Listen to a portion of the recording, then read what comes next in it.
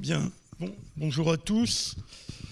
Donc, cela vient d'être rappelé, un projet public de long ou de très long terme présente des particularités sortant de l'ordinaire en matière d'évaluation socio-économique, qu'il s'agisse de l'évolution macroéconomique à un horizon très lointain, de choix de projets alternatifs, d'arbitrage entre le présent et le futur, des incertitudes technologiques ou sociétales, et de nos responsabilités vis-à-vis des générations présentes et futures.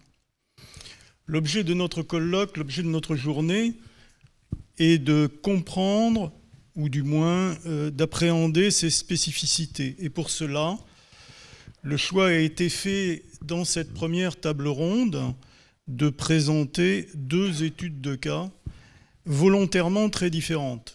France Stratégie et l'Inspection générale de l'environnement et du développement durable, ex-CGEDD, ont publié au printemps une prospective 2040-2060 des transports et des mobilités.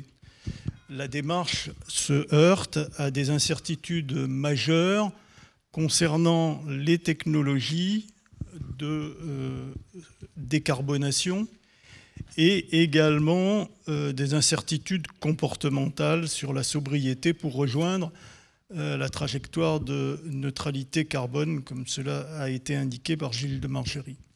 Alors, Alain Sauvant, membre de l'IGEDD et directeur de l'autorité de qualité de service dans les transports, et Jincheng Ni, économiste à France Stratégie, vont nous présenter ce premier exemple et nous expliquer comment on peut tendre vers une évaluation des politiques publiques nécessaires. Comme l'a rappelé Pierre-Marie Abadi, Cigéo est un projet hors norme. Son évaluation socio-économique a ouvert de nouvelles voies. Estelle Buty, qui est chargée de mission socio-économique à l'ANDRA, nous fera une présentation de l'évaluation socio-économique du projet qui a été réalisé. Émile Quinet, qu'on ne présente plus, professeur émérite à PSE et conseiller scientifique de France Stratégie, nous fera part des remarques du conseil scientifique. Et à la suite de ces deux présentations, Aude Pommeret, professeure de sciences économiques à l'Université Savoie-Mont-Blanc et conseillère scientifique à France Stratégie, nous fera part de ses réflexions sur le très long terme dans l'évaluation socio-économique en tentant une synthèse. Chacun des intervenants a accepté la tâche difficile d'être concis sur des sujets complexes, de façon à réserver un moment suffisant à la suite de ces exposés pour un échange avec la salle, et je les en remercie par avance, en vous rappelant que vous retrouverez les présentations sur le site de France Stratégie. Jincheng, tu as la parole. Donc, comme on dit, il y a une perspective. Dans la salle, on a beaucoup de spécialistes.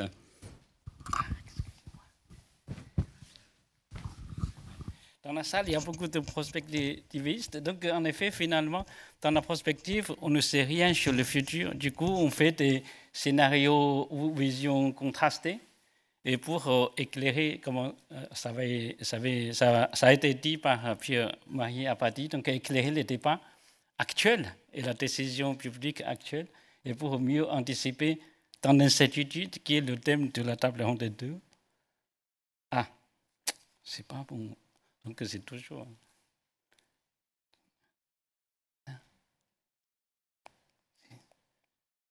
C'est pas bon. Ouais, ça y est, j'ai trouvé le... voilà, donc en effet, dans la mobilité, dans le passé, on fait la prévision ou la projection, parce qu'on était sûr que la société allait de mieux en mieux dans une société de croissance économique. Mais sauf que, voilà, maintenant, on a des nouvelles évolutions qu'on a constatées depuis une dizaine d'années. C'est la motorisation décarbonée, qu'on ne croyait même pas il y a encore 3 ans, notamment donc, dans nos constructeurs automobiles. Alors maintenant, c'est vrai, la motorisation décarbonée, ça rentre dans la vie courante. Et les progrès de les communications avec le Covid, tout le monde a constaté le progrès, surtout opérationnel dans la vie courante, et aussi dans le plus long terme sur le véhicule autonome, qui est un sujet qu'on ne croit pas du tout, enfin beaucoup de spécialistes ne le croient pas du tout en ce moment, mais qui est donc dans 10-20 ans va devenir l'objet courant. Donc face à des enjeux de mobilité, on a aussi d'autres enjeux qui est peut-être plus importants que la mobilité, c'est-à-dire est-ce que la mobilité participe à la décarbonation, donc la neutralité ou pas?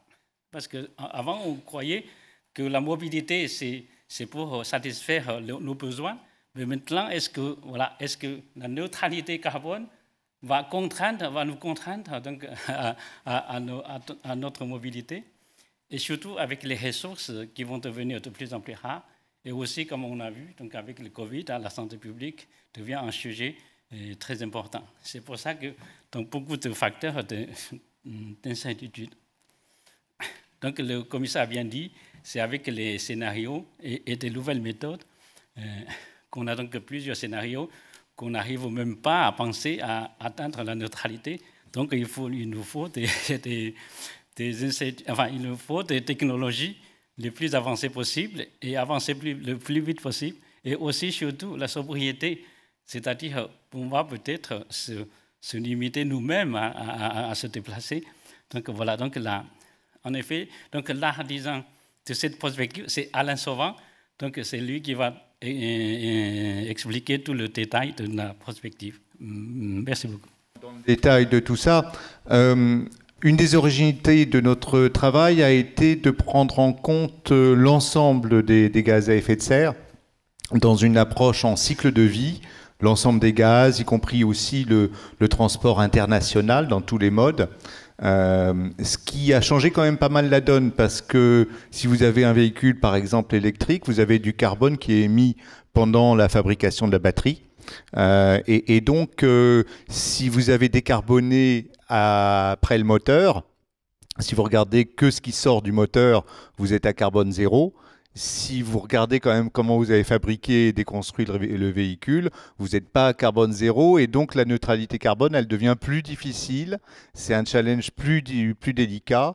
Et en ce sens, on a respecté les recommandations du HCC, ce qui, de mon point de vue, à ma connaissance, a été une première sur le plan méthodologique. Et ça change beaucoup de choses parce que ça amène à une tension quand même beaucoup plus difficile pour obtenir la neutralité carbone. Alors, heureusement, il y a des solutions. Les motorisations décarbonées permettent des gains très importants d'émissions par véhicule kilomètre. Une division entre 4 et 10 selon les types de véhicules terrestres, selon qu'on se limite à des processus un peu traditionnels de fabrication des batteries pour les véhicules électriques. Au contraire, si on va jusqu'à la fabrication de décarboner de la batterie, l'extraction décarbonée des minéraux, etc., on peut aller plus loin. Il y a bien sûr une place aussi pour le biogaz. Et puis ensuite, notre réflexion a aussi regardé les solutions possibles dans le maritime et dans l'aérien. L'aérien, notamment, c'est beaucoup plus difficile parce qu'il faut soulever l'énergie. Et donc, il y a quand même beaucoup plus de difficultés. J'y reviendrai plus tard. On a aussi, au-delà des sujets décarbonation des motorisations, regardé les politiques en matière de sobriété, un mot qui est devenu un peu plus à la mode depuis la sortie de notre étude en février. Et on voit qu'on a donc une multiplicité de scénarios, j'en ai pris que 4 ici, gradués de gauche vers la droite. Le pire climatique, on ne fait pas beaucoup d'efforts, évidemment, après on a des résultats désastreux en termes de climat. Le scénario d'ambition de base où on fait déjà des efforts assez conséquents. Un scénario où on atteint la neutralité carbone avec toutes les technologies dont on peut rêver qui sont au rendez-vous. Là, il faut un effort de sobriété assez significatif. Vous voyez, ça veut dire 2 jours par semaine de télétravail, par exemple. Ça veut dire des niveaux de valeur d'action carbone à peu près à la hauteur du rapport Alain Quinet 2 de France Stratégie. On est à un développement du covoiturage. On a aussi un certain développement des transports collectifs et du ferroviaire. des modes doux, un effort en matière d'aménagement pour un aménagement plus sobre, mais on est dans des choses qui sont quand même encore un peu dans une certaine continuité. Et puis, si on veut atteindre la neutralité, mais que par contre, une partie de ces technologies n'est pas au rendez-vous. Alors, on n'a pas été imaginé que toutes les technologies rataient. On a supposé qu'on arrivait à faire du véhicule électrique décarboné, avec les différentes formes d'énergie décarbonée, mais qu'on avait des difficultés à l'atteindre, par exemple la décarbonation des moteurs dans l'aérien, voilà, c'était un peu plus difficile. Dans ces cas-là, on arrive quand même, pour tenir la neutralité, à un monde avec du rationnement. Il y a marqué quota, hein, ça veut dire rationnement, des valeurs d'action carbone très élevées, plusieurs milliers d'euros de la tonne de CO2 pour arriver à boucler quand on fait tourner le modèle. Alors c'est un modèle très très approximatif parce qu'on ne sait pas très bien qu'est-ce qu'on fait. On est tellement loin de la situation actuelle, mais c'est un scénario qu'on va considérer pour les analyses de risque comme étant un peu ce scénario très délicat où on ne sait pas comment on boucle tout ça. Alors, ça amène à restructurer les mobilités de manière assez importante avec une chaîne de déplacement. Au lieu d'avoir la voiture individuelle qui vous amène du point A au point B directement, ça veut dire dans un schéma de ce type-là que vous avez un transport collectif lourd à la sortie du bureau les jours où vous êtes allé au bureau, et puis sur le dernier kilomètre, un échelon bus ou bien un échelon en véhicule autonome partagé dans un avenir post-2040. C'est un petit peu ça, donc ça fait quand même restructurer toutes les chaînes de mobilité. C'est pas complètement rien, un peu de vélo bien sûr aussi. Ce qu'on voit, c'est quand même que en gros, la décarbonation des motorisations, c'est quand même 3/4 des progrès possibles en décarbonation. Donc c'est important, mais ça ne suffit pas et la sobriété, un peu, beaucoup à la folie, est nécessaire. Et le un peu est au moins nécessaire, peut-être plus si la technologie n'est pas complètement au rendez-vous. En gros, si on veut absolument atteindre la neutralité carbone, c'est à peu près ça. Le résultat de ce modèle, alors qui est un modèle très macro, mais qui permet de dégager les ordres de grandeur. Alors, on est aussi ici à parler des incertitudes, et comme disait Jingsheng, l'avenir n'est pas complètement certain, et donc on a fait une revue des incertitudes. Il y a eu tout un groupe de travail qu'a présidé Michel Massoni sur les incertitudes. On en a identifié quand même 2 majeures qui avaient le plus de conséquences, notamment sur l'aspect changement climatique. Est-ce que les conséquences du changement climatique seront graves ou très graves? Si on dépasse des points de bascule, on rentre dans les choses très graves avec un niveau de conséquences beaucoup plus importante. C'est l'axe un peu vertical de ce graphique. Et puis un axe plus horizontal qui, lui, est sur est-ce que toutes les technologies auxquelles on peut penser seront au rendez-vous? Auquel cas ça va pas trop mal, ou bien une partie d'entre elles, les moins mûres, on va pas y arriver, ou on va pas y arriver dans les 40 prochaines années. Et dans ce cas-là, c'est beaucoup plus difficile. Si en plus on se retrouve avec un problème de changement climatique qui est particulièrement grave, qui se révèle plus grave que prévu, à ce moment-là, on est dans le carré rouge, où il faut faire des efforts de sobriété draconiens. C'est ce qu'on a baptisé par analogie à la démarche de CIGEO le scénario chaos. Et puis de l'autre côté, si on a toutes les technologies qui sont au rendez-vous et le problème du changement climatique, il existe, il est grave, mais on n'atteint pas les points de bascule, etc., on est plutôt dans le scénario OK. Et donc, je reprendrai dans la table ronde suivante le détail de tout ça, mais ça permet de se ramener à ce problème-là. L'intérêt de notre démarche, c'est qu'elle permet de baliser l'ensemble des scénarios, où on a à la fois les émissions de carbone, selon qu'on a plus ou moins émis, qu'on a plus ou moins fait de sobriété, qu'on a plus ou moins de technologie, dans chacun des scénarios de forecasting, de backcasting.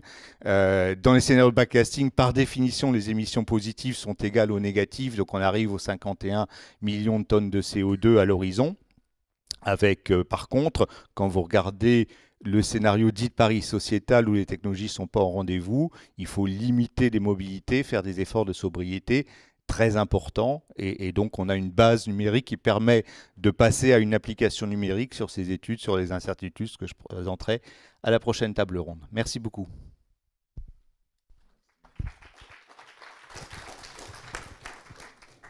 Merci Jingsheng, merci Alain Chauvin. Estelle Buty, à vous. Bonjour.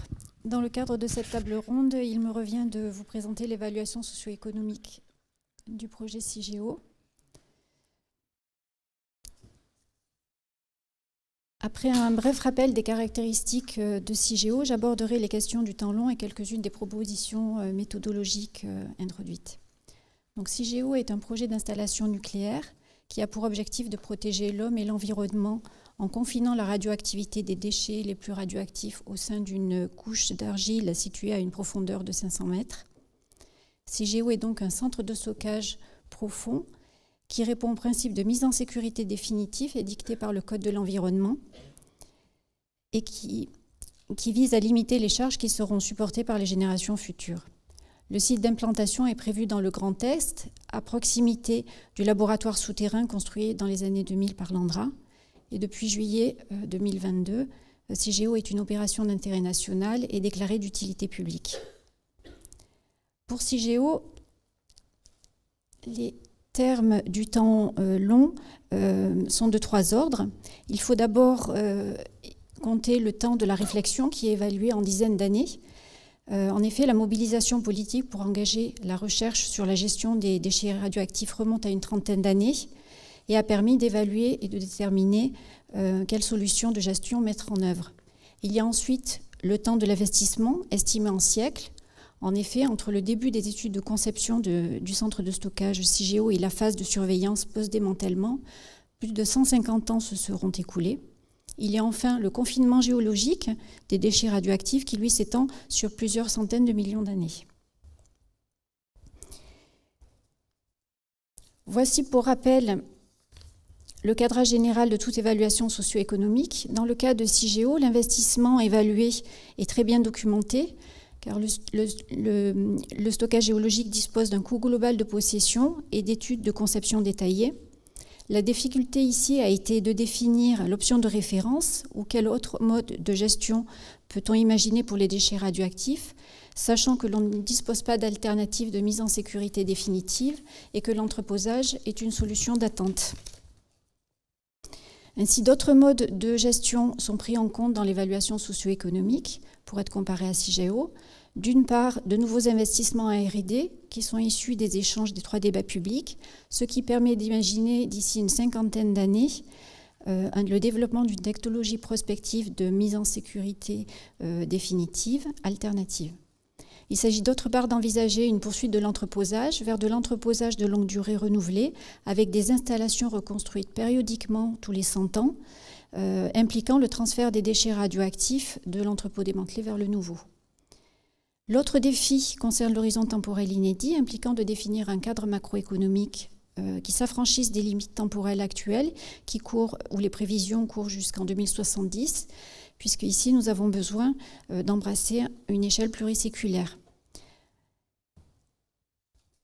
Au total, cette évaluation socio-économique a comparé 4 options à CIGEO. Cette comparaison prospective a fait appel à des arbres de décision construits sur la base de 2 déterminants. D'une part, démarrer CIGEO ou non, d'autre part, investir en R&D ou non, et qui sont pris soit individuellement, soit en cumul. Par ailleurs, l'échec de ces 2 déterminants peut faire surgir des situations dégradées. Le non-démarrage de CIGEO fait surgir le risque de perte du site d'implantation. Et l'échec de la R&D, débouchant sur l'absence d'une technologie prospective alternative, fait surgir le risque de ne pas avoir d'autre choix que de laisser les déchets en entreposage renouvelé de longue durée.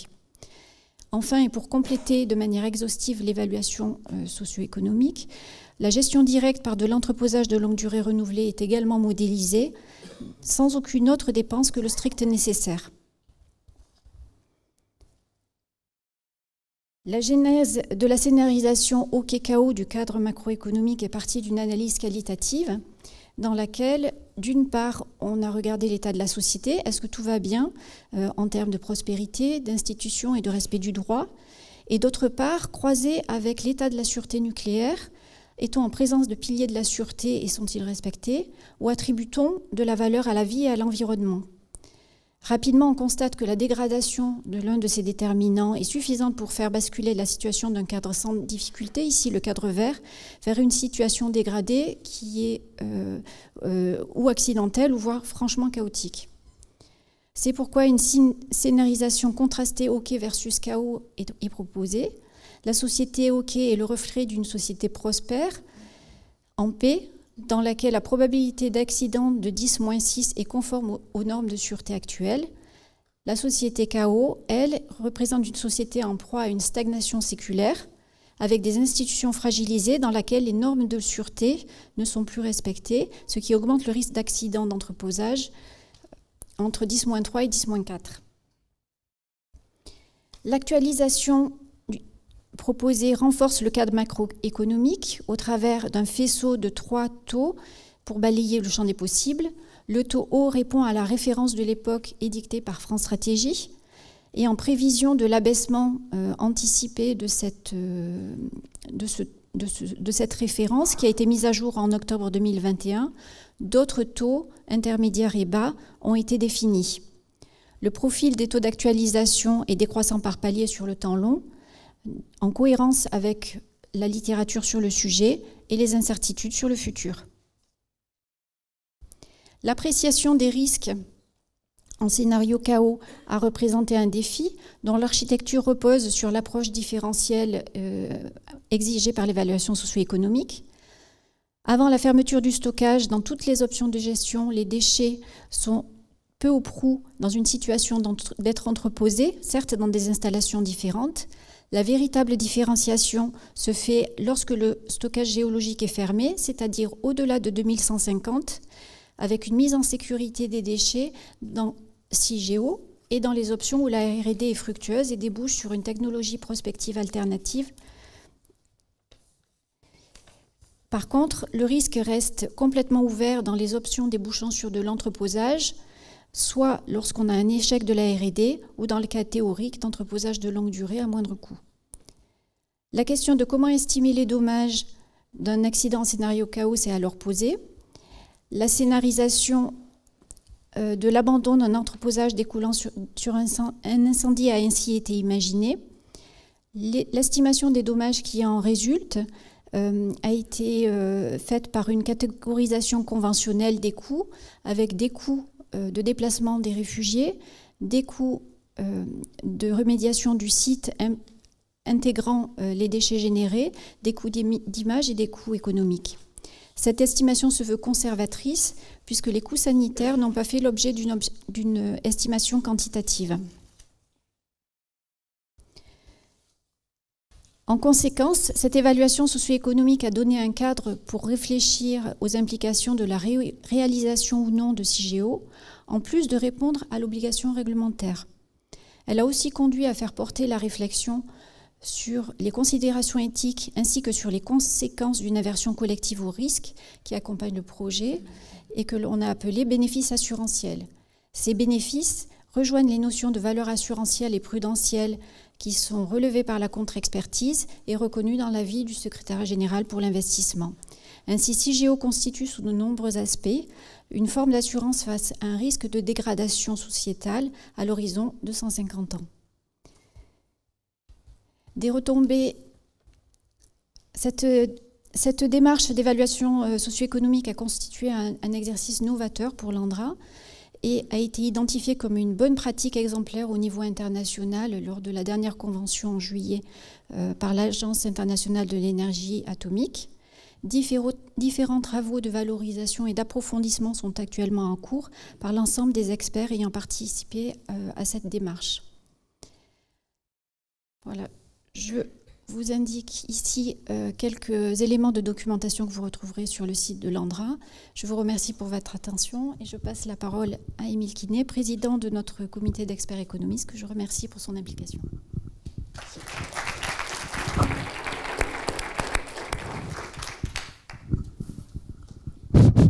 Oui. Donc, je fais partie du comité économique qui a accompagné cette étude et qui comportait en outre je les cite dans le désordre, et comme je les vois dans la salle, Patrice Geoffron, Jacques Percebois, Reza Laïdji et puis Pierre-Benoît Joly. Voilà, et c'est en leur nom que je parle. Alors, je ne vais pas être très long parce que beaucoup de choses tout a été dit pratiquement. Et je vais simplement dire que dans l'avis que nous avons présenté, nous avons essayé de commenter et de discuter les différentes options qui ont été prises.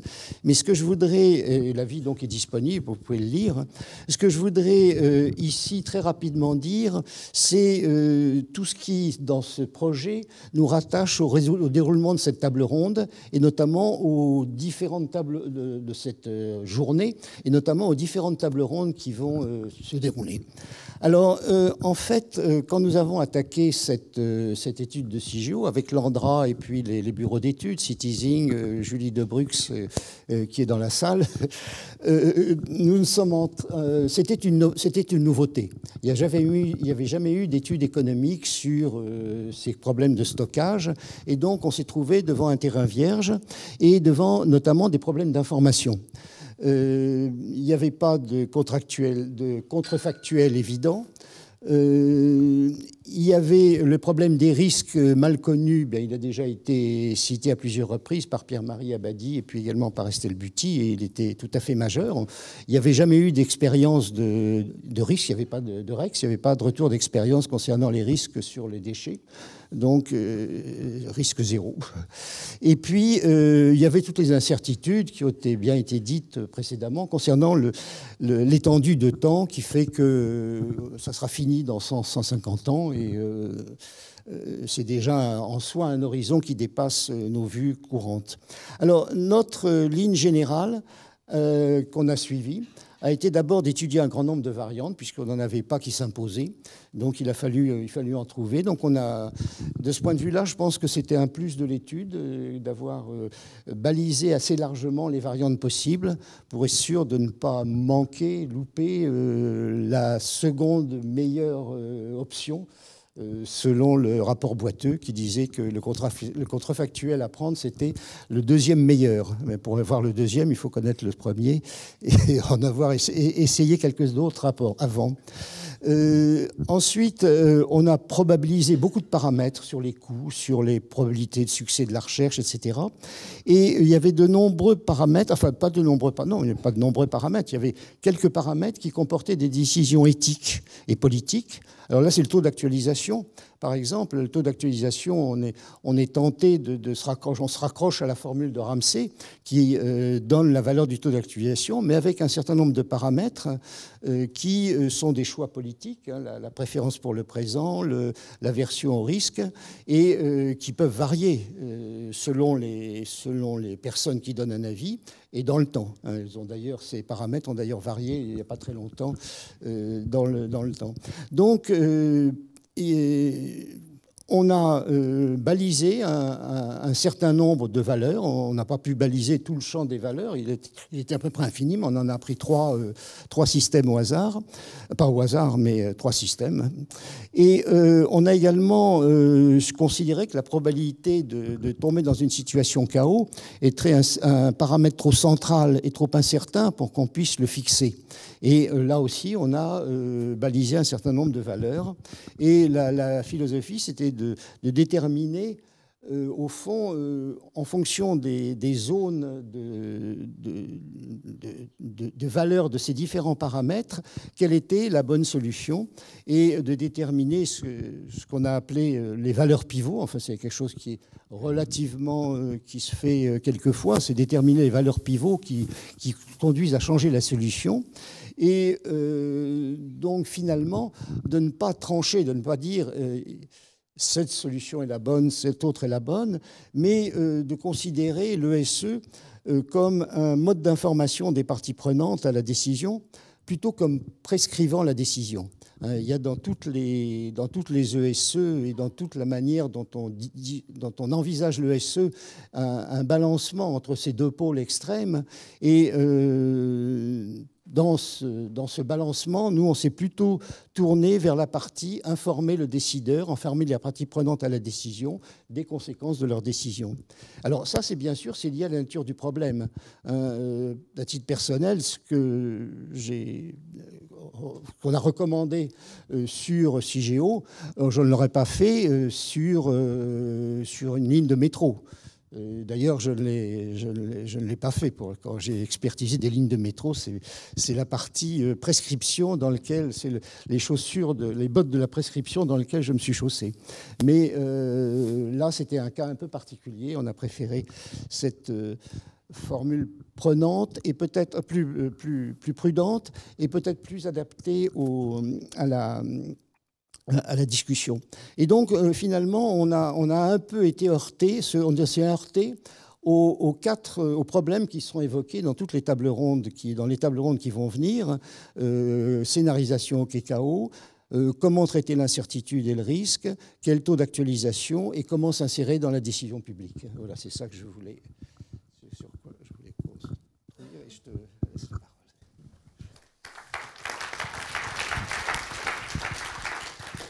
Merci. Aude, vous tirez la synthèse. Merci Émile. Oui, je ne suis pas très douée non plus.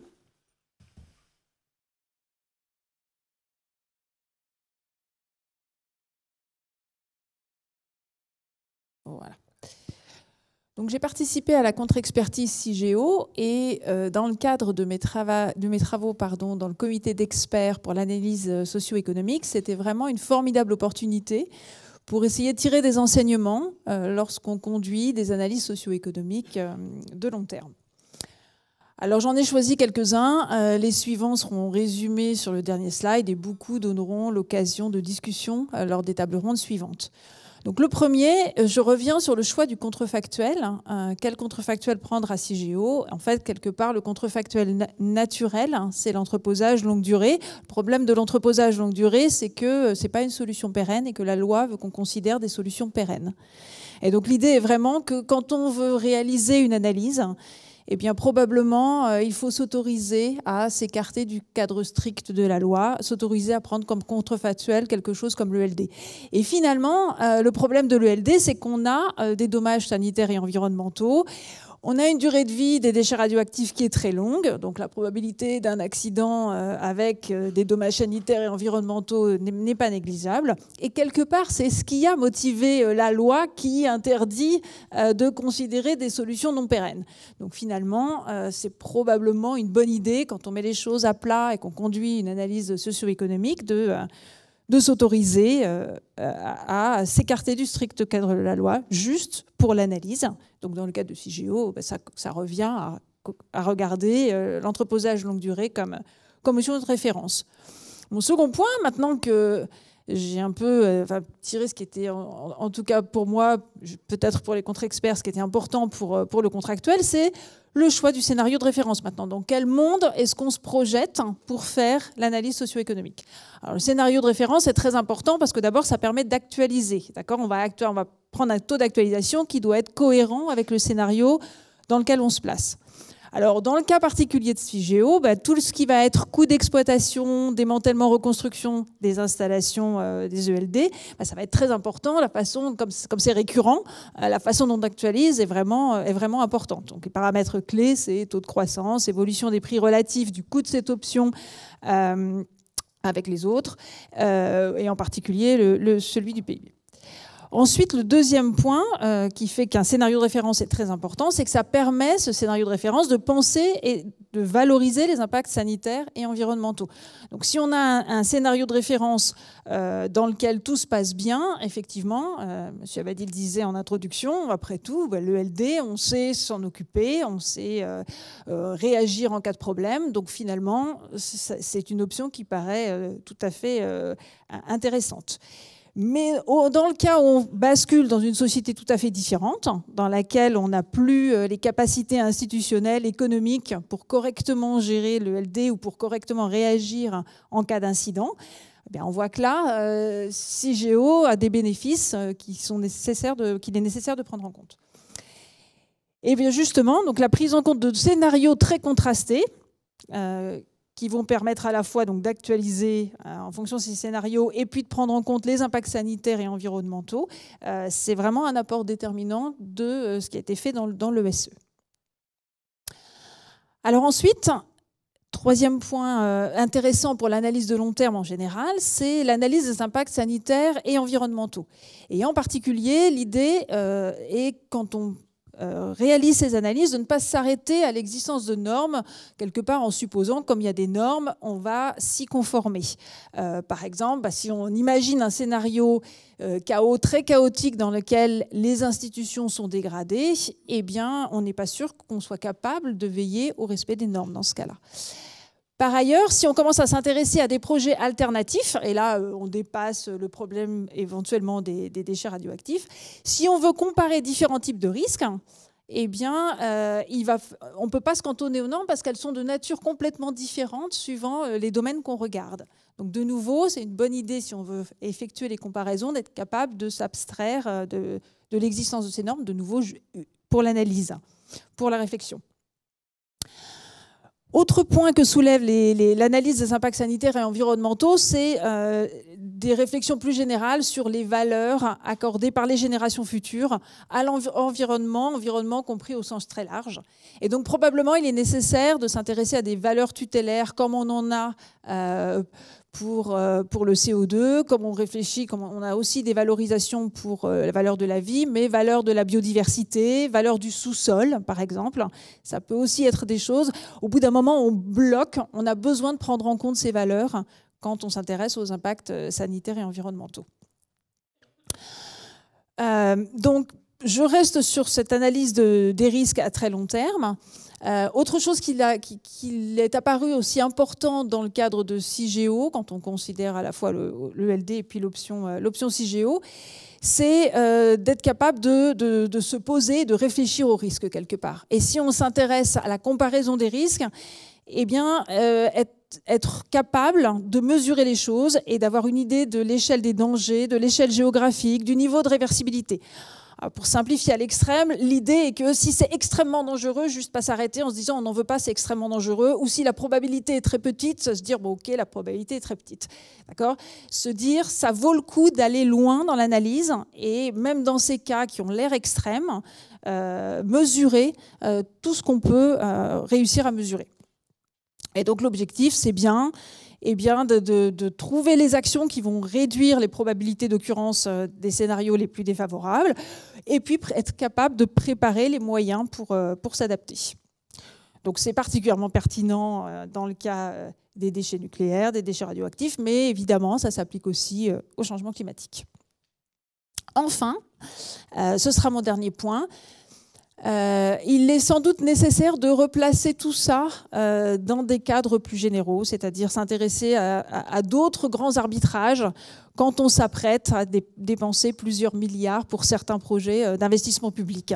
Et donc regarder quels autres projets existent qui correspondent à des montants aussi considérables. Donc s'intéresser aux investissements relatifs à l'évolution du climat, celle de la biodiversité, les pandémies, la finitude des ressources et aussi les déchets industriels toxiques. Donc voilà, d'autres dimensions que les déchets radioactifs. Et donc replacer le projet qu'on considère dans une vision long terme qui est plus globale et donc peut-être se poser des questions qui sont un peu compliquées de est-ce qu'on doit réaliser des choses à tout prix entre guillemets. Donc ça réinterroge la part de l'épargne qu'on doit utiliser pour nos générations futures et où est-ce qu'on doit placer cette épargne pour nos générations futures. Donc d'un point de vue très pratique, ça veut dire qu'on ne devrait pas seulement regarder si la vanne est positive, mais comparer la vanne avec celle des autres projets.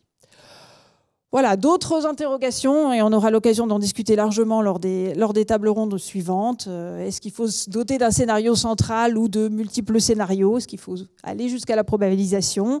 Voilà, on ira plus loin sur l'actualisation que ce que j'ai dit dans ce cadre, et on s'interrogera aussi sur les ressources de l'éthique. Voilà, je vous remercie pour votre attention.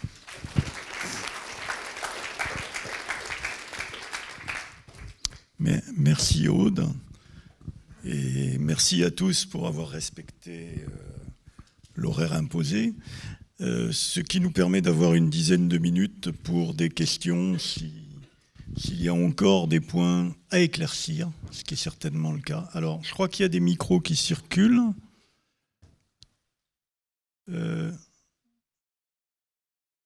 Est-ce qu'il y a... Voilà.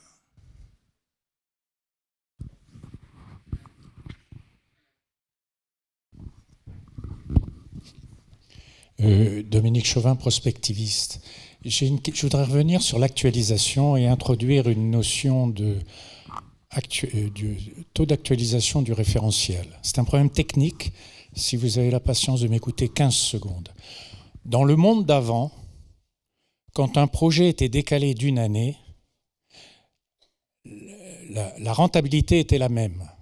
La vanne pouvait baisser de la valeur de l'actualisation, mais la rentabilité était la même si on décalait le projet.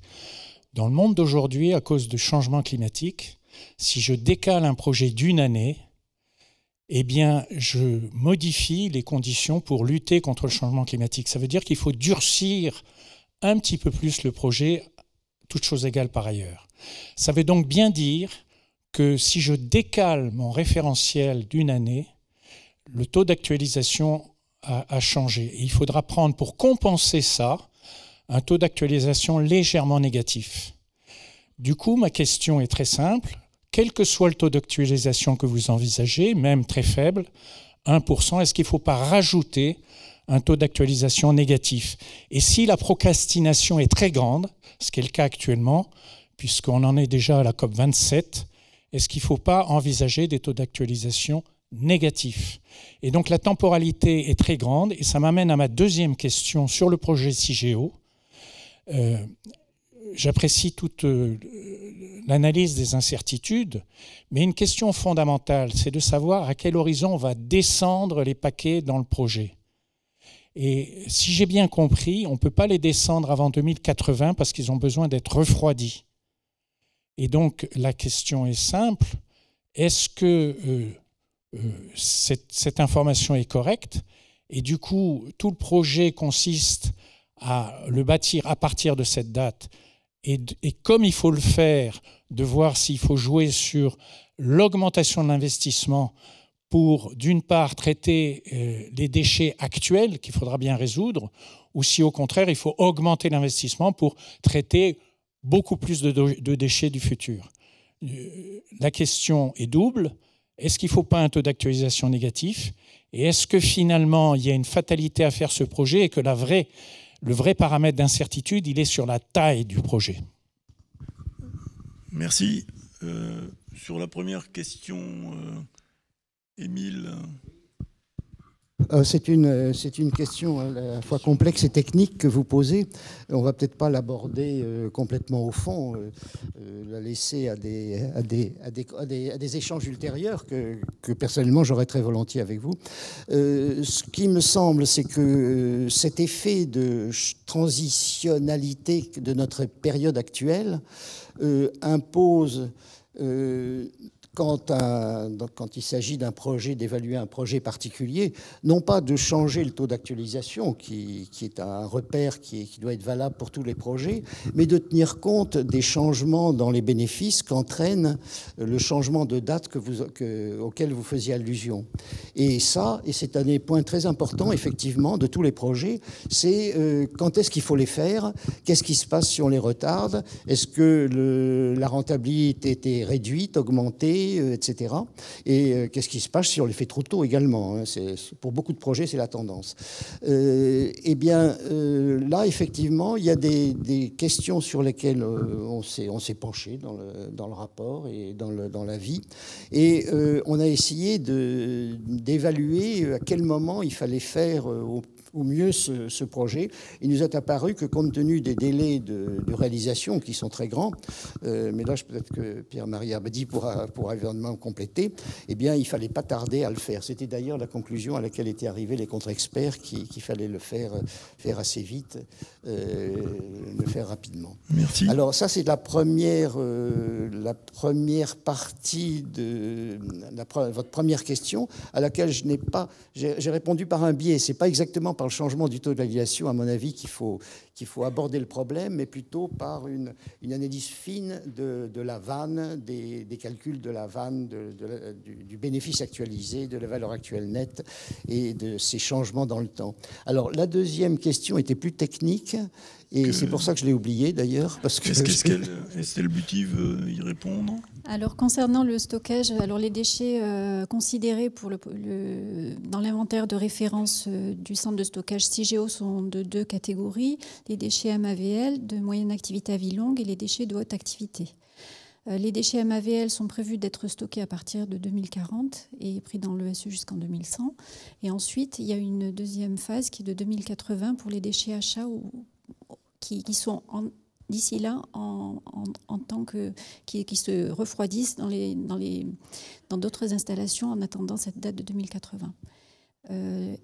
L'ensemble du stockage de l'inventaire de référence répond aux besoins actuels pour toutes les installations nucléaires qui ont été autorisées. Merci. Une autre question? Monsieur, alors au 4e rang, Monsieur Pragère. Bonjour. Une première remarque qui est que j'apprécie beaucoup les progrès qui ont été faits dans l'évaluation socio-économique à propos du projet CIGEO. Il y a 5-10 ans, on n'aurait pas imaginé d'aller aussi loin dans l'analyse du projet, du contexte, des risques et des effets à très long terme. Donc vraiment, il faut saluer tous ceux qui ont participé à cette évaluation socio-économique. J'ai une question, je ne sais pas si elle appelle facilement une réponse. Je suis un petit peu frappé du décalage qu'il y a entre l'investissement intellectuel formidable qui est fait pour apprécier l'impact de décisions à long terme telles que CIGEO et puis le peu de perception qu'en a l'opinion publique. Et dans l'opinion publique, je mets même un grand nombre de politiques quand on voit la nature des débats et les arguments qui sont échangés dès lors que ça va sur la scène politique. Alors, petite question à la table ronde, qu'est-ce qu'on peut faire pour améliorer cette synergie entre le technicien et puis l'opinion publique? Merci. Alors, c'est une excellente question. Je ne sais pas s'il faut y répondre ici. Ou plutôt renvoyer à la dernière table ronde de la journée, dont c'est quand même le thème central. Moi, je serais tenté de la généraliser, la question, parce que ce n'est pas uniquement pour CIGEO que le problème se pose, mais pratiquement pour énormément, enfin, j'allais dire tous les investissements. On voit dans les DUP, dans les débats publics, le rôle relativement limité que jouent les évaluations socio-économiques qui sont jointes. Enfin, je demande qu'à être contredit. Tout à fait. Dernière question.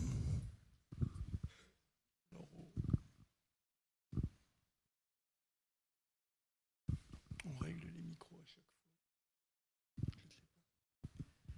fois. Monsieur. Oui.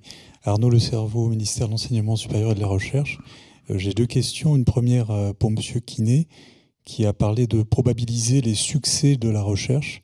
Donc ça m'intéresse de savoir quels sont vos moyens pour ça, moyens de calcul.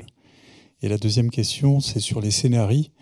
Il y a d'autres parties de l'État, je pense à l'Agence de l'innovation de défense, qui travaille sur des scénarios variés. Est-ce que vous les croisez, vous les prenez aussi en compte dans vos études ?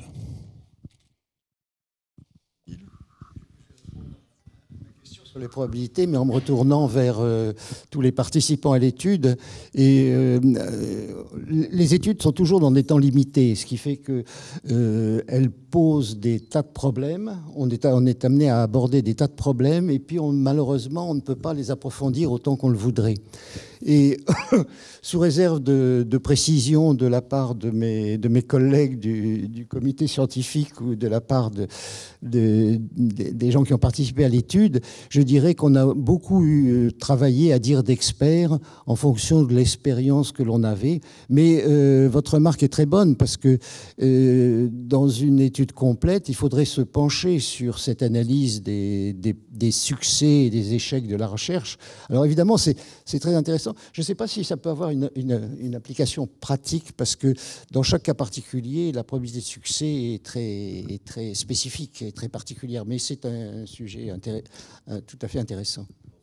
Ce qu'on peut dire, c'est qu'il y a un groupe de travail actuellement qui examine les prolongements du rapport Quinet de 2017 ou 2018 sur l'enseignement supérieur et la recherche, et qu'effectivement cette question d'analyse des succès et des taux de succès est une question qui est à l'ordre du jour.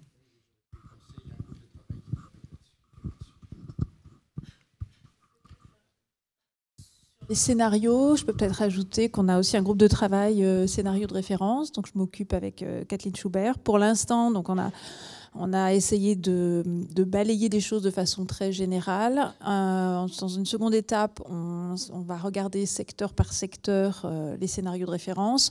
On a commencé par s'atteler à celui du transport, et puis évidemment, on balayera les autres secteurs par la suite. Bien. Oui, pour répondre à la question de Jean-Claude Braget, c'est justement la mission de France Stratégie et du SGPI pour donc, généraliser la pratique de l'évaluation socio-économique et des investissements publics. Non, mais la Société du Grand Paris a été un précurseur d'une certaine manière, et avec les wide benefits, et Jean-Claude Braget en sait quelque chose. Bon, nous allons devoir nous arrêter pour céder la place à la deuxième table ronde, mais je crois qu'on peut remercier l'ensemble des intervenants pour les efforts qui ont été faits pour une présentation simple d'une question dont chacun constate, comme cela a été dit, qu'elle est éminemment complexe et qu'elle demande un investissement lourd pour aborder les problèmes, ce qui est bien l'une des difficultés actuelles du débat public et de la compréhension publique. Donc merci.